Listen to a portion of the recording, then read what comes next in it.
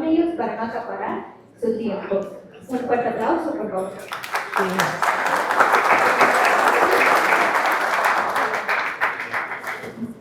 Bueno, buenas tardes. Recuérdense que, bueno, ahí está la cámara, ¿verdad? Bienvenidos a un capítulo más de Roberto Alejos Podcast. Es el nombre.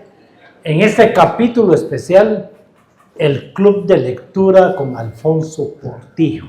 ¿Qué más? Démosle un aplauso al presidente, por favor. Gracias.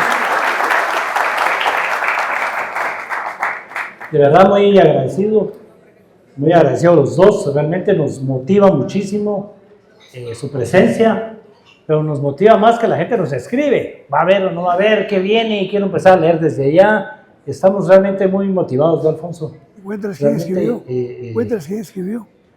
Bueno, el autor nos escribió. Les quiero contar que hoy estamos realmente muy contentos, ¿verdad? Porque el tocayo, como ya me escribió, le digo tocayo, ¿verdad? Entonces, el autor, ¿verdad? Roberto Alvarez, el autor del libro, nos escribió deseándonos buena suerte. Quedamos en mandarle el video, así que por favor, no nos sacas bien, Pablito, ¿verdad? En las cámaras. Un honor para nosotros, ¿verdad? Realmente, este autor argentino, pues es un sociólogo.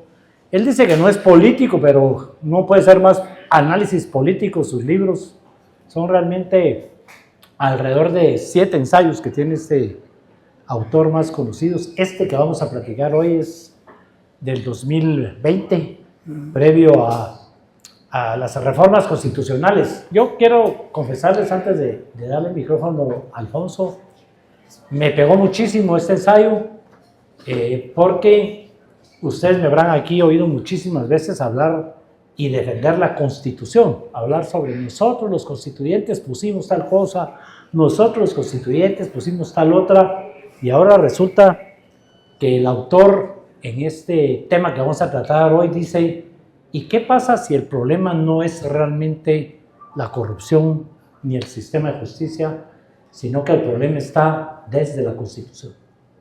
¿Verdad? Un tema muy duro, muy difícil, pero muy realista. Sobre todo él hablando las constituciones latinoamericanas. Recuérdense que el nombre es ese, ¿verdad? La derrota del derecho en América Latina. Pues vienen desde el siglo XIX las constituciones en América Latina, la nuestra pues apenas reciente, pero son reformas o constituciones nuevas en donde quisimos meterle temas, sobre todo en la constitución nuestra, le metimos mucho al tema de pesos y contrapesos, a los órganos de control. Aquí hemos estado hablando de estas elecciones de segundo grado, y ahora resulta que todo esto que hicimos, después de leer varias veces este ensayo, hoy Alfonso me puso un libro más chiquito, gracias a Dios, o sea, lo pude ver varias veces.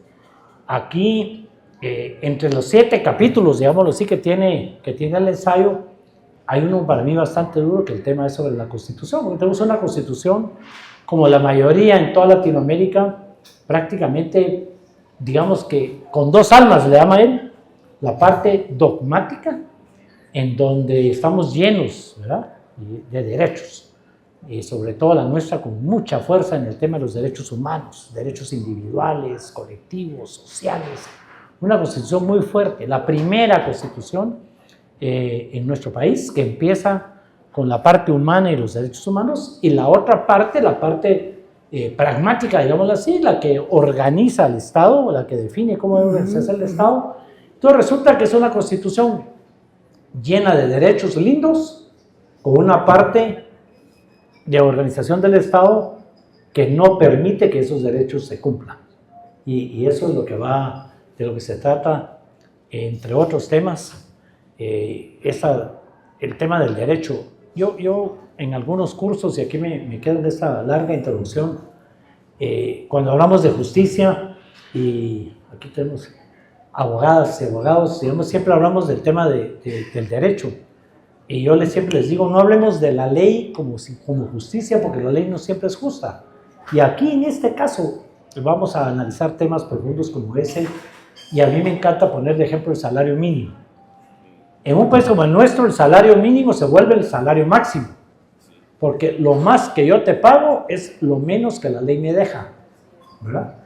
Y entonces ahí es en donde el derecho, que lo usamos como una defensa, resulta que al final se revierte y lo que hace es ponernos límites a los derechos en muchas cosas, pero Alfonso nos va a hablar más al respecto. Presidente. Sí, muchas gracias, Roberto. Muchas gracias a todos ustedes, compañeros, compañeras. Un gran gusto que estén aquí. Veo nuevas caras, cada vez veo nuevas caras y me alegra mucho, porque quiere decir que se está despertando interés. Estoy muy emocionado ahora que me contó Roberto que nos mandó un mensaje de aliento el autor del libro, que es un libro que ha causado impacto en toda América Latina. Es un folletito, es un ensayo de 7 tesis interesantes, mucho más que interesantes. Yo creo que toca el corazón de los problemas de América Latina desde el punto de vista político y económico. Y resalta el papel, a destacar, el papel del derecho en toda esta evolución económica, política y social de América Latina. Bueno, aquí está la responsable de que estemos discutiendo, hablando de este libro, la doctora Lorena Alonso, que fue la que me lo trajo de Argentina el libro. Yo lo tengo dedicado, está dedicado por usted. Ella me habló por primera vez, yo no sabía ni que existía Roberto Gargarella, y me ha impresionado enormemente. Creo que el señor Gargarella viene a renovar el pensamiento latinoamericano desde el punto de vista constitucional, pero también desde el punto de vista político. Creo que en Argentina están investigando mucho, están debatiendo mucho, están discutiendo mucho sobre el derecho, cosa que nos quedamos estancados en casi el resto de América Latina, con excepción de México, que quizás está más avanzado que nosotros. Porque el problema es que nos conformamos con sacar un título de abogado y nos quedamos ahí. Y ese apenas el inicio de investigar, de estudiar, de documentarse, de estar al día. El derecho está avanzando, la investigación del derecho está avanzando tremendamente y nosotros estamos atrasados.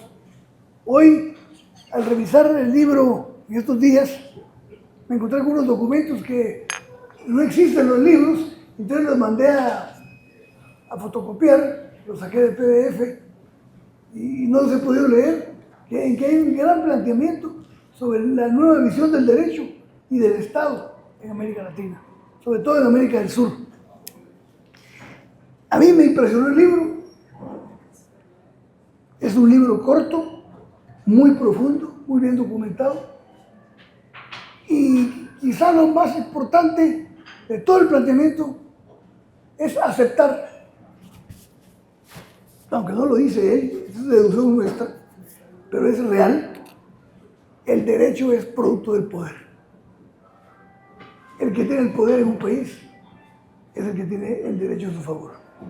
Es una realidad que no la podemos evadir. Los que estamos más débiles, desorganizados, somos los que menos influencia tenemos en la elaboración del derecho. Otra cosa importante que se deduce del ensayo es que el derecho es fundamental en todas las áreas de la vida humana, cada vez más. Y cada vez más está derrotado en el mundo. Hoy por eso el título me gusta, aunque es pesimista, porque no da esperanza. Yo creo que sí hay esperanza. Yo creo que hay que seguir discutiendo el derecho. Creo que hay que desenmascarar el derecho. Hay que desnudarlo, ¿verdad? Hay que desnudar la justicia. Hay que ver si verdaderamente estamos impartiendo justicia o estamos impartiendo otra cosa. Hay que cuestionar nuestras instituciones. Hoy la pérdida de institucionalidad en América Latina es impresionante, impresionante. Y uno aprende todos los días. Hace una semana, Lorena, hace 15 días, fue su presentación. Sí, Lorena es una doctora en Derecho y presentó un libro interesante que se llama Manual de Teoría del Proceso. Lo hizo conjuntamente con un profesor argentino. Sobre el planteamiento general de la teoría del proceso, lo aplicó a varios países y lo redactaron de manera comparativa. ¿Cuáles son las similitudes en los distintos procesos jurídicos o el debido proceso que se lleva en América Latina? Me llamó la atención varias cosas. Me hubiera gustado decirles esa noche, pero era la noche de abogados especialistas en litigar y muy poco el tiempo para teóricos, pero fue muy fructífera, muy rica esa noche hablando por Zoom con el profesor apellido Alvarado Belloso, brillante y con un sentido de humor maravilloso. Aprendimos. Primero, ¿qué aprendimos? ¿O qué aprendí yo, por ejemplo? Yo le comentaba a Roberto. En toda la noche nadie habló del debido proceso. Porque es un pleonasmo. El debido proceso. Un proceso tiene que ser debido, porque es ley. Pero nosotros insistimos mucho, nos gustan mucho las cuñas, debido proceso. No, es proceso. Está establecido en la ley y es un precepto constitucional que todo el mundo tiene derecho a tener un proceso de acuerdo a la ley. Pero aprendí otra cosa, que los abogados vemos el proceso como algo aleatorio, superficial, como adorno. Y no, el proceso es tan importante como la esencia, como el contenido del propio derecho, como el derecho sustantivo. Me acordé esa noche de una frase que hizo célebre un gran politólogo, un gran político mexicano, Jesús Reyes Heroles, que un día la leí y no sé, se me quedó para toda la vida y todo el mundo la repite en México. En política, la forma también es fondo. Es decir, ¿de qué sirve que nosotros los ciudadanos tengamos derechos preceptuados en la Constitución si cuando se aplica y cuando se da el proceso jurídico se violan todas las garantías?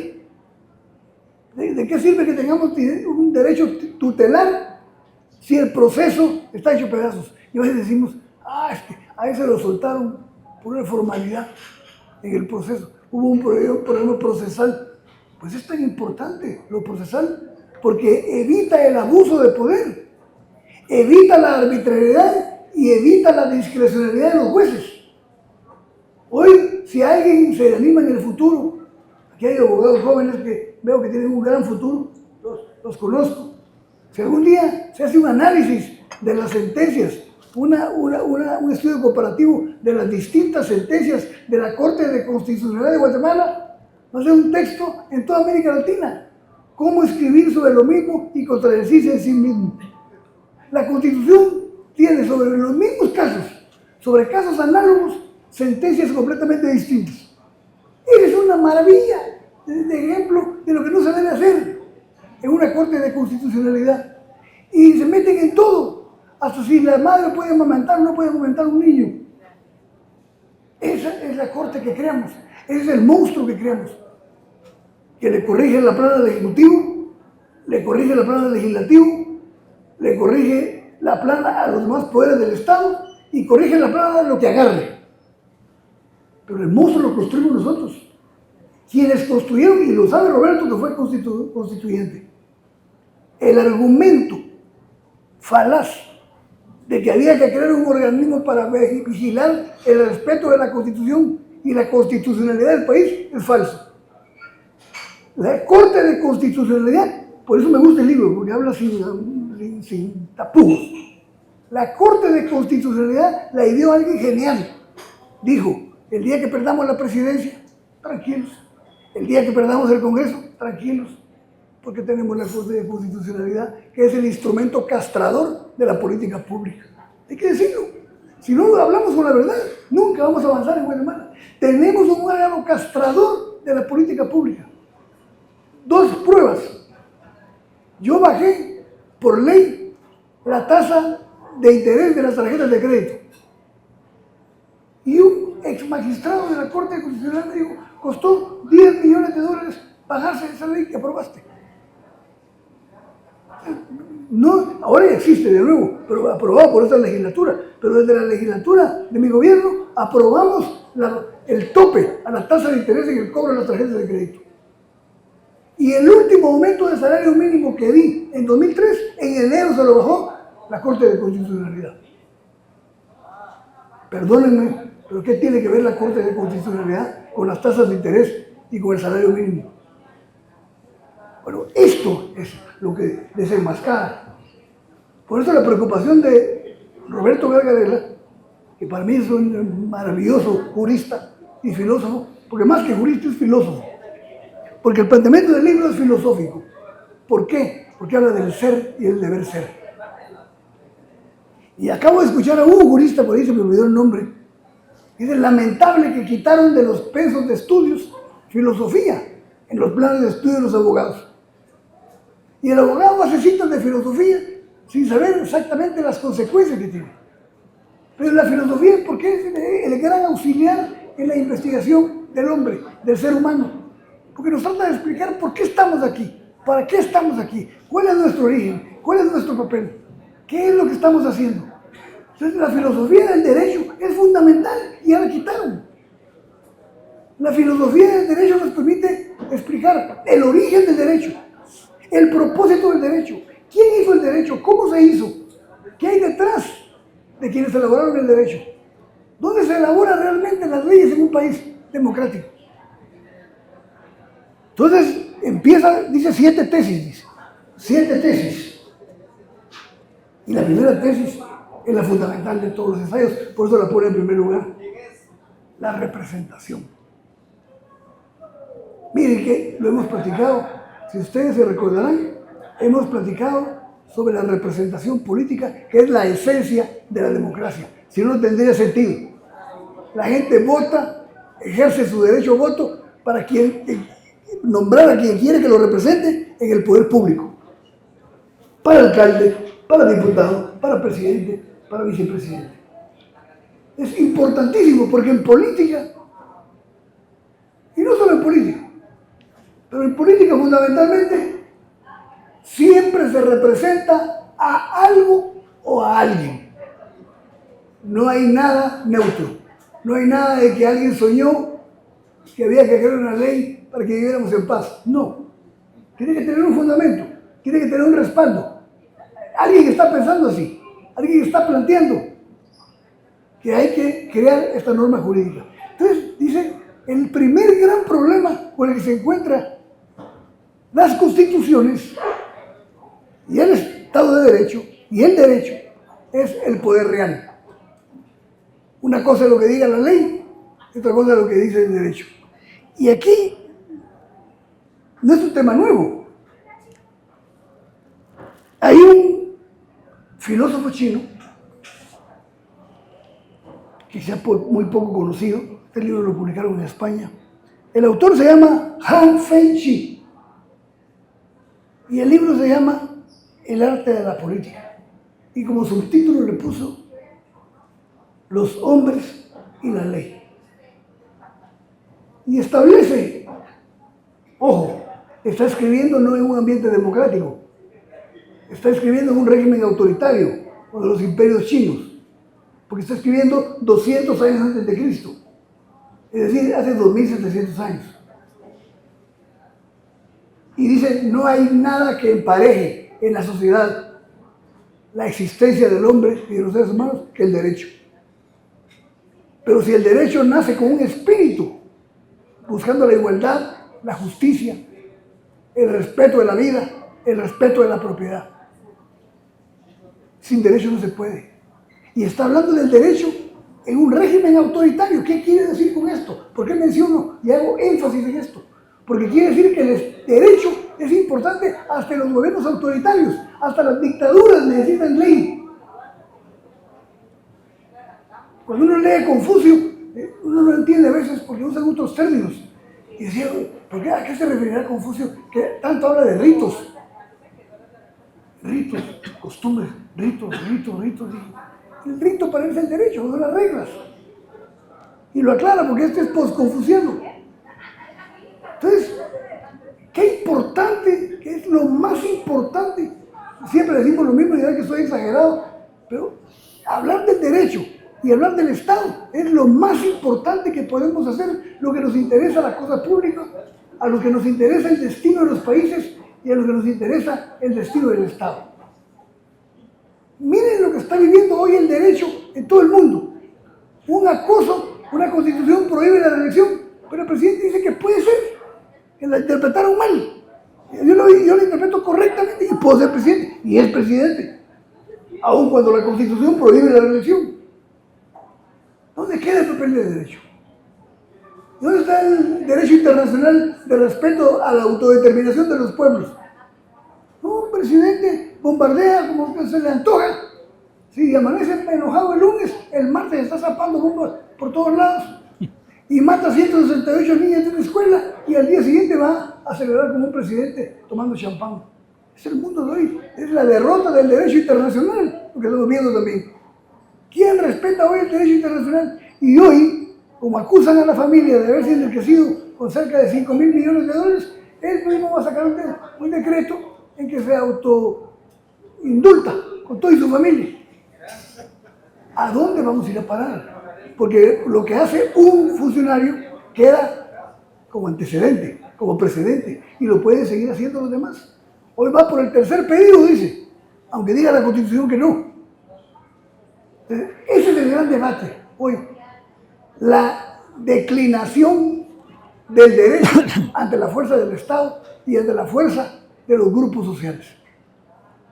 Hace mucho hincapié, porque dice, sin representación, ¿qué es lo que hace un Congreso? ¿A quién representan los diputados que tuvieron que pagar por una diputación?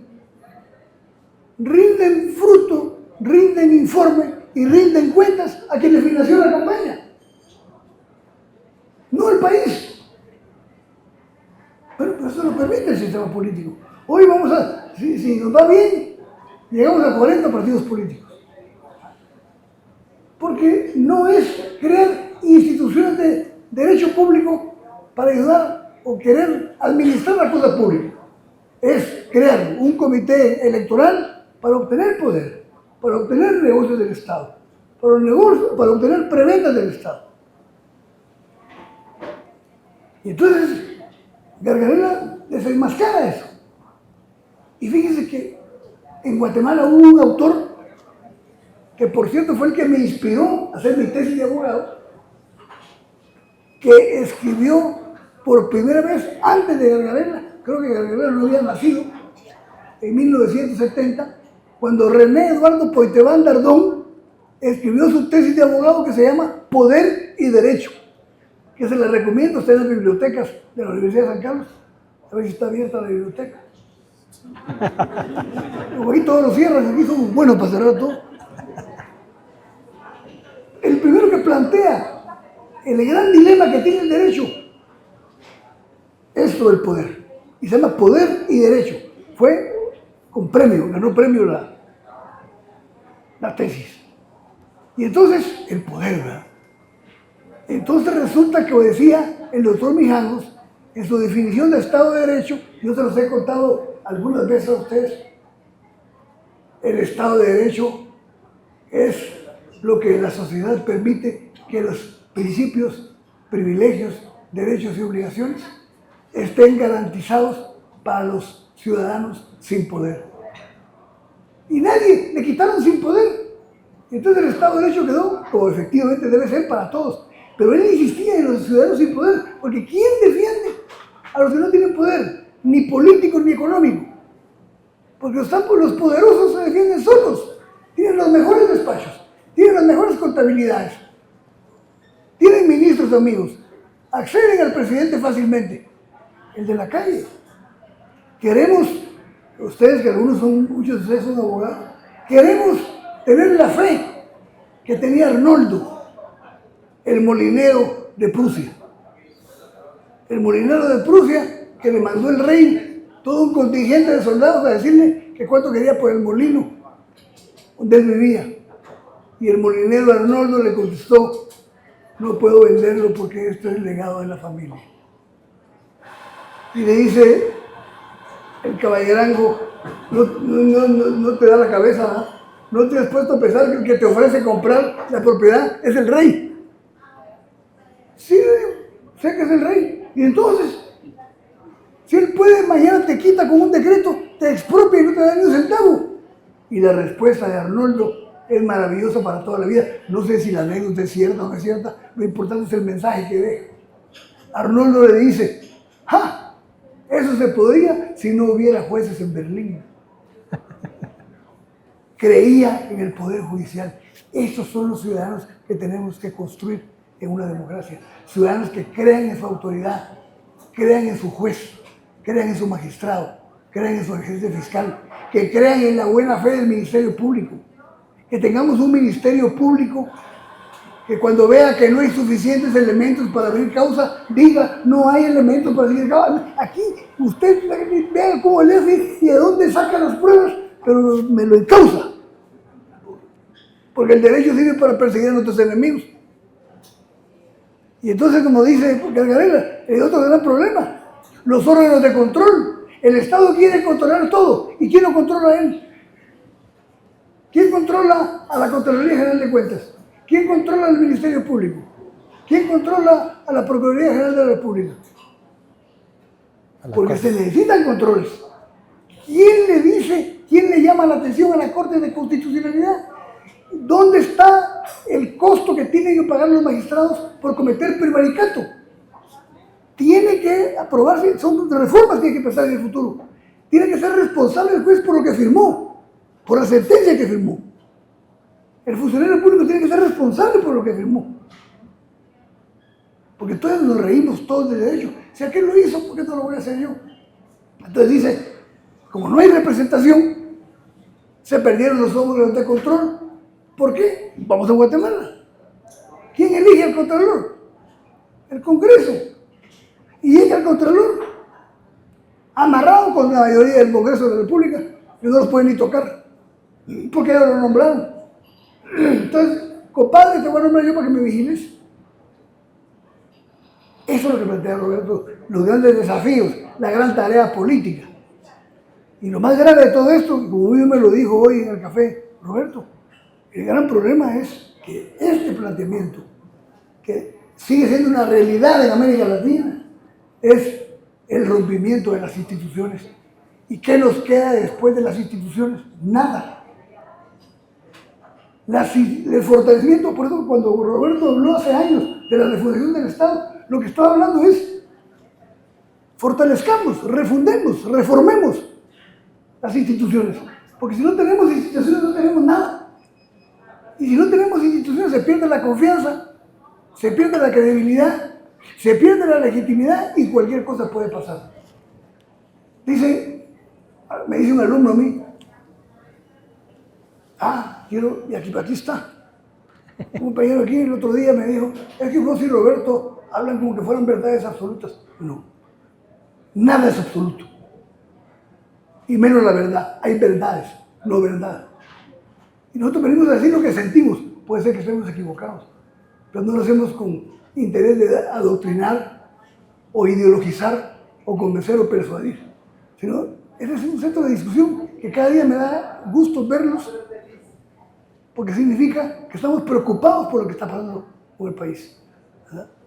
Entonces, Gargarella habla de las élites, hace un papel, describe el papel de las élites, habla de la importancia de la historia, de no olvidar nuestro origen, habla de la independencia, del origen de nuestro derecho y de nuestras constituciones. Y por cierto, miren, los argentinos están produciendo, ojalá pudiéramos conseguirlo, me lo mandó un amigo, que por cierto se me olvidó el nombre, pero desde aquí aprovecho para agradecerle mucho. Me mandó un libro a regalar de otro argentino que se llama Tiempos difíciles para la Constitución. Tenemos tiempos difíciles para la Constitución. Y yo creo que el planteamiento de Roberto, el planteamiento de gente como Aquiles Fayase, como Leonel Torieri, de convocar a una constituyente, lo tenemos que hacer antes de que el enfrentamiento llegue. Porque cuando no hay instituciones, no hay colchón, no hay quien intermedie, no hay reglas.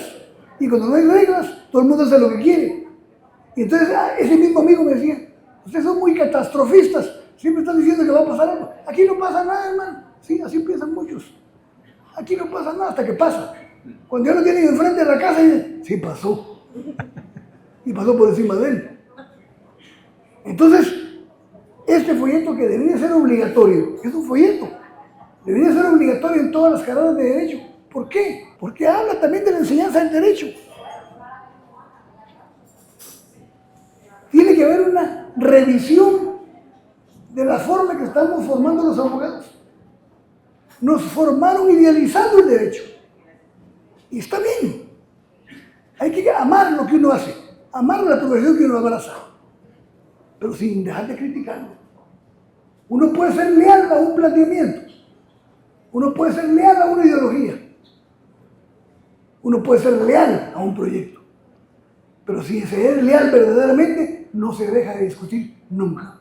El mismo proyecto, el mismo programa, la misma ideología. El problema es que aquí no discutimos. Aquí sí queremos aceptar verdades absolutas. Entonces, yo creo que nos sacudió el libro, Roberto. Yo quisiera que hicieras un comentario vos, complementario a lo que he dicho. Gracias, Alfonso. El tema siempre es, por eso se llama el club de lectura. Hay que leer el libro, ¿verdad? Para que no sea nuestra verdad o lo que nosotros opinamos, sino que podamos discutir un poco sobre la interpretación que cada quien le da al libro, o en este caso al ensayo. Nos sacudió muchísimo, ¿por qué? Porque esas 7 etapas, capítulos, tesis del libro, pues pareciera que en vez de estar hablando de la Argentina o de países suramericanos, se estuviera hablando de Guatemala. Y es que la derrota del derecho, ¿qué más derrota un compañero constituyente, expresidente del Congreso de la República, está hoy públicamente pidiendo, ¿sí?, una reforma constitucional para que desaparezca la Corte de Constitucionalidad? ¿Qué más podemos admitir los constituyentes de la derrota del derecho? Correcto. En estos temas, ya habló Alfonso del tema de la legitimidad, el voto, la justicia cuestionada, porque vamos a seguir hablando del tema de la justicia, y sobre todo él menciona mucho cómo es eso que los jueces y magistrados que no son electos directamente son los que mandan en nuestros países. Porque el presidente, el organismo ejecutivo a través del presidente y del vicepresidente, los diputados, que es el organismo legislativo, son electos de manera directa. Jueces y magistrados electos en segundo grado somos nosotros, y hoy vivimos un gobierno de los jueces, una justicia cuestionada. La derrota del derecho, los constituyentes en su momento, con toda la buena intención, en un sistema que no permitía la participación ciudadana, uno iba a inscribir un partido político, lo hemos platicado aquí muchísimas veces, y le daban parte al Ministerio Público en primer lugar. El Ministerio Público podía parar la inscripción de cualquier partido político. A todos los constituyentes abrimos las puertas a que fuera fácil inscribir un partido político. Fácil hacer un partido político.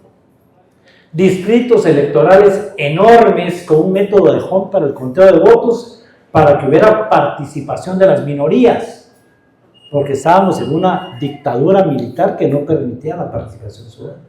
Hoy, ya lo mencionó Alfonso, con suerte vamos a tener 40 partidos, porque se ha convertido en un negocio ser un partido político, porque aunque sea un diputado meto, con ese sistema que queramos los constituyentes, en el sistema de minorías, o sea, es totalmente legal.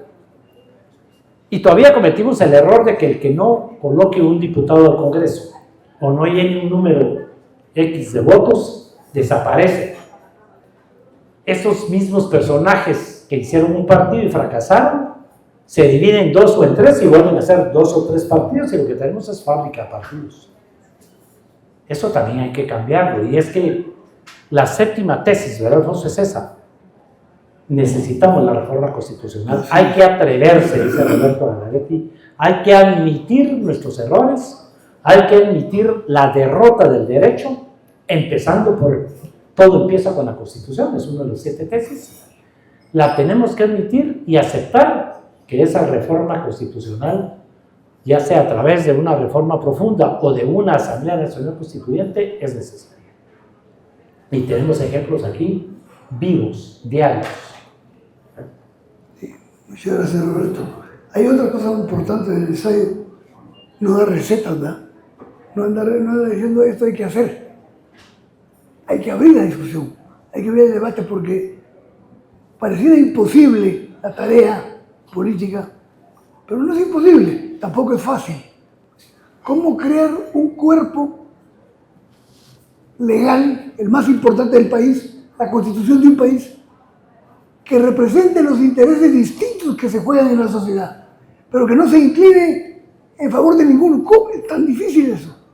Porque como sabemos, y lo dijimos al principio, el derecho es producto social, la Constitución es producto social.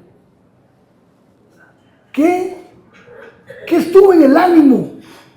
Le acabo de decir a un joven abogado que está aquí, tiene mucho futuro, muy inteligente, le dije, escribí un libro con base, como marco teórico, el libro de Montesquieu sobre el espíritu de las leyes, y haces un análisis del espíritu de la Constitución de Guatemala del 85.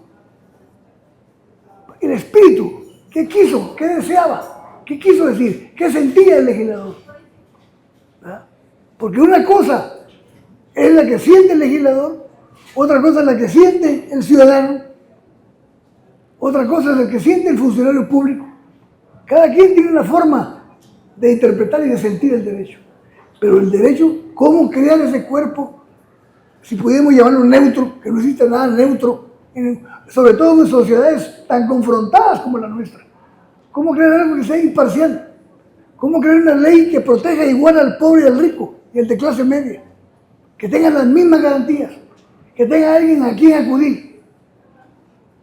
Hay gente que tiene perdidas las esperanzas. Hay un porcentaje muy alto de gente detenida en el país que no tiene ni expediente. Y el Poder Judicial no se preocupa. Pues desde que se están muriendo en vida en las cárceles del país. Y los abusos que existen en la propiedad, en los fraudes, las estafas, y está desprotegida la población. ¿Cómo crear ese cuerpo jurídico? Y esa es la gran tarea política que debemos que hacer. Pero tenemos un Congreso en que el 80% no sabe lo que es una Constitución, pues sabemos cuáles son los resultados, ¿verdad? Y sin embargo, por ejemplo, tenemos que reconocer que hoy hemos tenido una legislatura que ha sido productiva, 67 decretos en 2 años y pico. Pero yo creo que hay que abrir el debate, creo que nos está sacudiendo en América Latina y en otras partes el libro de Gargarella, La derrota del derecho. Y por cierto, su coautor, el doctor, tiene un libro sobre el fracaso del derecho. El fracaso de la justicia.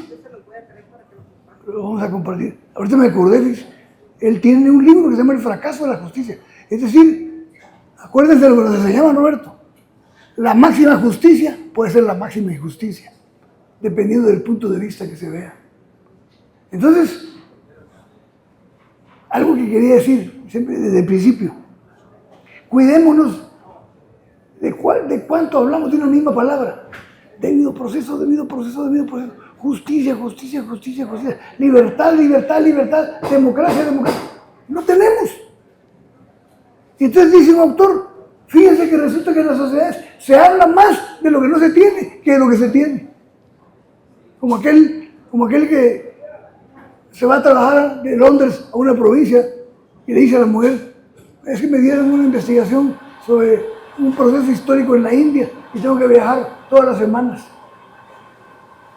Y llegaba todas las semanas de regreso de Londres y le contaba a la mujer todo lo que había investigado y cómo había avanzado en la investigación. Y le dijo a la mujer a la vecina, tiene amante. ¿Cómo va a tener amante? Nunca me ha hablado de su trabajo y resulta que todas las semanas me habla de lo que ha avanzado. No, de tanto que hablamos, dejamos vacías de contenido las palabras. Hoy debería darnos vergüenza hablar de democracia, de hablar de Estado de Derecho. Libertad, ¿libertad para quién? ¿Libertad de qué somos? Si ni los catedráticos tenemos libertad para decir lo que queremos en las universidades. Entonces la lucha, es decir, la lucha por la libertad, por la democracia, por el Estado de Derecho, sigue pendiente. Es lo que nos dice Roberto Gargarella. Sigue pendiente. ¿Cómo me gustaría que lo trajéramos, que lo invitáramos a sus problemas? Porque creo que vale la pena escuchar otras voces. Nos escuchamos solo entre nosotros para decirnos lo mismo, para discutir lo mismo. Y no salimos. Y nos cuesta salir de nuestro pensamiento. Y si nos quieren cuestionar lo que pensamos, vemos como adversario y como enemigo a quien nos dice otra versión. No escuchamos otras versiones.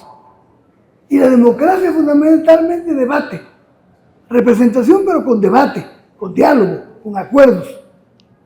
Y yo creo que ojalá el pensamiento de Guerrero sea continuado por otros grandes autores, por otros grandes escritores, ¿verdad? Porque creo que se necesitan nuevos aires, nuevos planteamientos, nuevas ideas, no solo en el derecho, pero resulta que la economía depende del derecho, la política depende del derecho. ¿De qué depende una reforma política que es tan urgente en Guatemala? Del derecho, de cambiar, de tener una reforma política. ¿Y por qué una reforma política? ¿Por qué no antes una reforma económica? Porque no se puede hacer una reforma económica con el Congreso que tenemos. Tenemos que tener una reforma política para tener un distinto Congreso al que tenemos. Un Congreso que piense en el futuro. Antenoche, escuché a dos empresarios guatemaltecos hablar y le dice uno al otro, qué maravilloso sería que Guatemala se convirtiera en un centro de inteligencia artificial. ¿Con qué universidades? ¿Con qué pensadores? ¿Con qué fuerza de trabajo calificada? ¿Con qué andamiaje jurídico? ¿Con qué Estado de Derecho? ¿Con qué seguridad ciudadana? Vamos a ser atractivos para la inversión en inteligencia artificial. Háganme un favor. Los países tienen que crear condiciones para que llegue la inversión.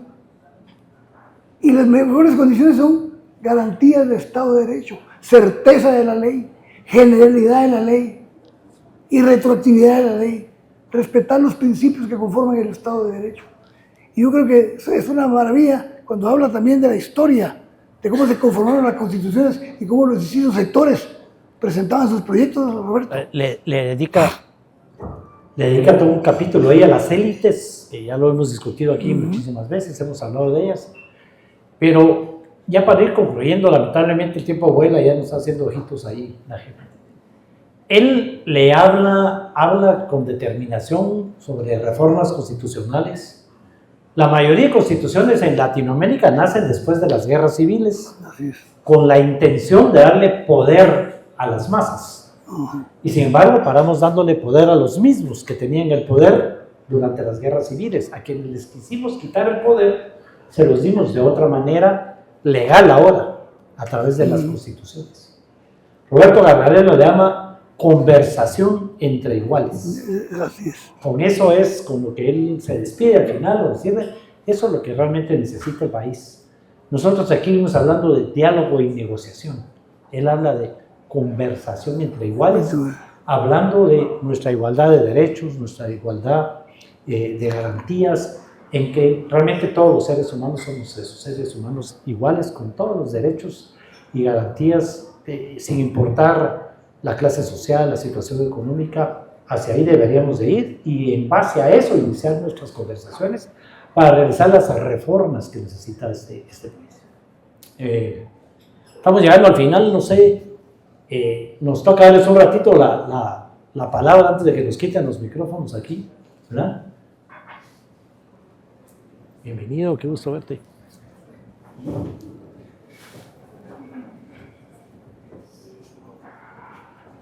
Buenas noches, presidente y estimado Roberto, y a todos los que están acá.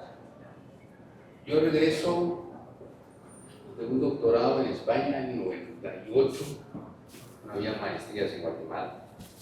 Y empiezo a decir, en Guatemala el proceso penal es una caricatura, porque se habla de que se va a cambiar del sistema escrito al sistema oral. Lo único que tenemos como oral es la etapa del juicio. En la etapa de casación, lo que ven los magistrados son expedientes, no ven a las personas. Dos, tenemos una Corte Suprema que no es suprema, porque tenemos la Corte de Constitucionalidad, que es mayor que la Suprema, y le ordena a la Suprema. Yo me recuerdo que cuando fui presidente del Colegio de Abogados, trajimos al presidente de la Corte Suprema de Panamá, tuvimos una reunión con los magistrados, y cuando vio que existía la Corte de Constitucionalidad, dijo, Dios guarde que en Panamá tengamos una. Nosotros seguimos como una sala constitucional adscrita a la Corte Suprema. El problema de la Constitución actual, del 85, era que era una visión cortoplacista, crea las comisiones de postulación para la elección de jueces magistrados. Pero las universidades eran pequeñas, eran pocas, y manejadas por los empresarios, en este caso de los mayores consorcios. Cuando empiezan a crecer y a introducirse gente en las comisiones de postulación, dicen, son malas las comisiones de postulación. Entonces realmente la Constitución quiso decir mucho, pero al final dejó abierta lo que ahora estamos discutiendo. Y qué bueno, o sea, porque no somos nada, es absoluto. Por ejemplo, Sócrates habló y dijo, no creo que la democracia sea buena. Y al final por un voto muere. O sea, realmente todas las instituciones son discutibles. Lo que pasa es que aquí en Guatemala, el que trata de hablar de esa manera, dice, no, está pensando de otra forma, viene con otras ideas. No, estamos hablando de nuestro país, donde se dice que una persona que está presa, cada año se debe prorrogar la libertad fundadamente. Y no, aquí solo se le manda a la Cámara Penal por los jueces y le dice, mire, hay que prorrogar un año, y no fundamento. Y se prorroga otro año, pasan 20 años y una persona sigue presa. Aquí no hay que probar la inocencia. ¿Ah?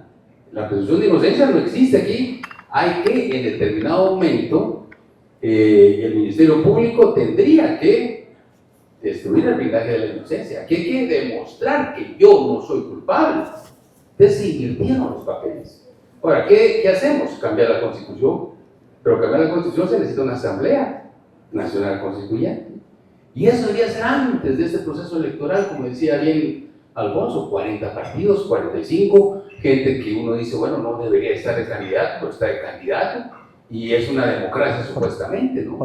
Pero al final de cuentas creo que lo importante en esto es discutirlo, porque un país que no discute no va a encontrar soluciones, y no sobre unas bases, como decía, con recetario, sino con situaciones propias de nuestro país. Felicitaciones a ustedes, muchas gracias y a todos. Muchas gracias, Freddy. Muchas gracias. Gracias. Gracias, Freddy. Miren, la verdad que es un privilegio estar aquí al frente de este público hoy, ¿verdad?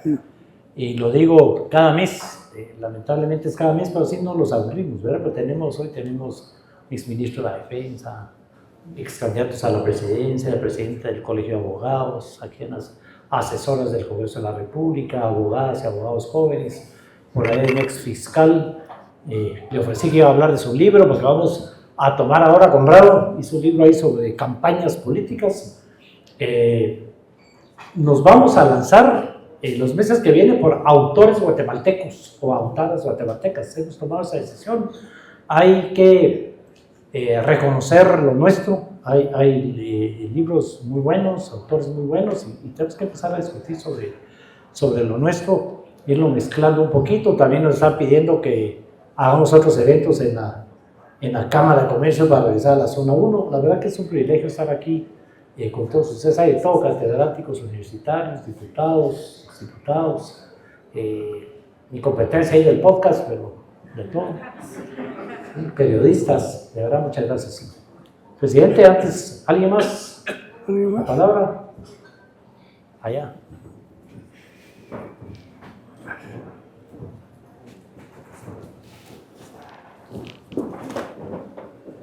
Gracias, buenas noches a cada uno de ustedes. Respetable señor presidente, estimado licenciado Roberto Lejos. Algo muy importante que dijo el señor presidente: en las universidades hace falta la palabra filosofía. Si hubiera más filosofía, pero de verdad, en las universidades, creo que muchos de los problemas que tenemos ahora empezarían a cambiar. Pero una cosa es que haga falta en las universidades, y otra cosa es quién realmente imparte filosofía pura y de la buena y profunda. Gracias. Muchas gracias. Muchas gracias. Muchas gracias. Un buen comentario. ¿Alguien más? Buenas noches, expresidente Portillo, Roberto. Buenas noches. Realmente yo estuve leyendo una parte, no completo, del libro. Me metí a ebook y ahí estaba. Y la derrota del derecho en Guatemala es real. ¿Por qué razón? Porque a los constituyentes, no en tu época, Roberto, sino que la CC puesta, imagínense ustedes, la esposa del secretario general de la Universidad del Usurpador es magistrada. Están devolviendo a los que la élite quiere la finca de aguacates del general Otto Pérez Molina, el edificio a Valdizón, la casa del NP que le habían quitado a Alejandro Sinibaldi en Antigua y 4 millones que le habían confiscado. En fin, el de a pie, no hay justicia para él.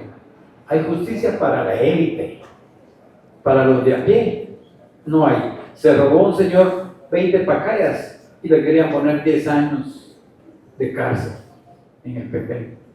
Así que aquí da pena y lo mejor sería eliminar esa CC porque no sirve para nada, son un fantoche. Muchas gracias. Muchas gracias. El último.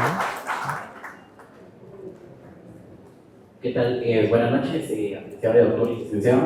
Me pareció interesante el libro. Este es un pequeño, pues, 7 tesis. Considero que han abarcado varios temas que como guatemaltecos nos podemos identificar. Me parece interesante cómo habla de la división o separación de poderes, de esa división tripartita que también se ha hablado de los órganos extrapoder, ¿verdad? La Contraloría General de Cuentas, la CC, el LP, la PGL, la PDH. Y yo creo que prácticamente la pregunta, ¿verdad?, que muchas veces se hace es, si no le entramos al tema electoral, ¿a qué otro tema le podemos entrar aparte de lo que no es el tema electoral? Porque realmente nos encontramos en un impasse. Cuando hablamos de reformar, a mí me parece interesante lo que el autor menciona de un traje chico institucional, donde prácticamente es imposible que una institución abrigue a todo el conglomerado social. Entonces, recuerdo, ¿verdad?, cuando comenzó en los apartados históricos la Corte de Constitucionalidad, 379 expedientes de amparos, y ahora pues es risible, ¿verdad?, que cada año conozcan 10,000, y muchas veces, bueno, la mayoría de amparos improcedentes porque pues perdieron materia. Eso sería el comentario. Muchas gracias. Muchas gracias, buen comentario. Híjole, quiero felicitar los comentarios porque me demuestran cada día que aumentan los lectores del libro que nos proponemos. Muchas gracias por eso y me siento muy, muy contento. Pues agradecidos con el presidente deportivo, ¿verdad?, por dedicarnos su tiempo, obligarnos a leer, es importante, y a comentarlo y a estudiar. Aquí el tema, yo cuando veo, lo voy a mencionar con nombre y apellido, Carlitos Mencos, 2 veces Contralor de Cuentas, ¿verdad, Carlitos? Y pues como un ejemplo, las personalidades que nos acompañan cada mes nos entusiasma, porque el tema no es solo motivar la lectura, que creo que lo estamos haciendo un poquito. Agradecemos realmente aquí a Sofo, lo hemos dicho ya varias veces, por permitirnos ese espacio, por tener siempre a disposición los libros, ya a Faisán Estudio que transmite el podcast cada mes, pero sin ustedes esto no sería posible. Pero me atrevo a decirles como mensaje final, sin ustedes no va a ser posible la reforma, y la idea no es solo motivar la lectura, sino motivar la participación, porque sí necesitamos de verdad la reforma profunda del Estado, y no es Guatemala, es el continente entero, pues es la derrota del derecho en América Latina, y tenemos que admitirlo, porque cuando uno no admite sus errores, no acepta sus errores, no los va a comprender nunca, y ese es el tema, ¿verdad? Lamentablemente el tiempo se acaba, presidente. Muchísimas gracias de nuevo. Por favor, un aplauso. Muchas gracias. El día domingo tuve una reunión con aproximadamente unos 300 gentes en Antigua, y uno de los oradores empezó la sesión diciendo que los que estaban ahí no eran políticos y que a algunos no les interesaba en lo mínimo la política, lo que querían oír. Y entonces les dije yo, miren, un poco exagerado, ¿verdad? Pero a veces hay que exagerar. Es que no han entendido que es política, les dije. El problema es que cuando uno no participa, otro lo hace por uno. Y no necesariamente igual que uno, no necesariamente mejor que uno, sino que a veces peor. Y todo espacio que uno deja es ocupado. No hay espacios vacíos en la política. Número uno. Número dos, si la gente supiera que la participación o no participación, no me refiero a que solo partidos, se puede participar en distintas instancias. Si supiéramos el efecto que tiene el no participar en un país, que tiene que ver con el precio del pan, que tiene que ver con el recibo de la luz, el aumento de la tarifa telefónica es una decisión política. Y no tenemos cómo oponernos. No tenemos quien nos defienda. Y hacen lo que quieren con nosotros en el mercado y nos imponen precios, todos los monopolios, en una economía completamente cerrada. Y entonces yo fui a saludar al director del Centro de la Conservación de Antigua. Y le dije, miren, ahorita me invitó a tomar un café el director y pasé. Y lo que me explicó es lo que piensan hacer en el futuro para Antigua. ¿Qué creen que fue esa reunión? Fue política. Y lo que él expuso es político. Y lo que yo escuché es político. Otra cosa es lo partidario, esa es parte de la política, pero no es todo. Y repito la frase que siempre les he insistido, de Pericles, el creador de la democracia en Atenas.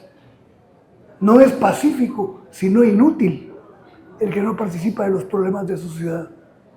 Entonces a mí me alegra, no se imaginan lo que me alegra verlos cada mes, ojalá pudiéramos vernos cada semana, pero les agradezco enormemente, agradezco muy profundamente a Sofos, que nos ha dado este espacio maravilloso en la que siempre estamos pendientes y contentos de que nos vamos a ver. Como dice el Principito, si me anuncias que vienes a las 4, desde las 3 soy feliz. Así estoy yo. Muchas gracias.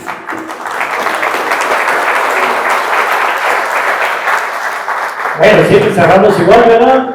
Creemos que no ofendimos a nadie, pero si lo ofendimos, una tacita de café todo lo arregla. Nos vemos hasta el próximo capítulo.